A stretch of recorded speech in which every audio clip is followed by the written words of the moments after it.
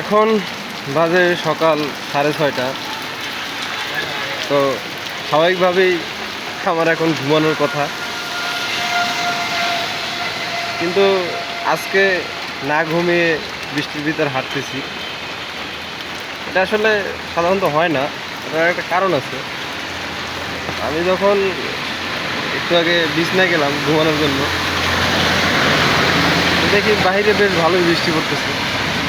তো হঠাৎ করে আমার মনে হলো যে এই সকালবেলা আসলে বৃষ্টির ভিতর হাঁটতে কেমন লাগে। হ্যাঁ, তো চিন্তা করে তো আর লাভ নাই, এক্সপিরিয়েন্স করাটা দরকার। তো এক্সপিরিয়েন্স করার জন্য বেরিয়ে বললাম, ছাতা নিয়ে রাস্তায় হাঁটতেছি। বেশ ভালোই লাগতেছে, খারাপ না। চাইলে আপনারাও মাঝে মধ্যে এরকম হাঁটতে পারেন।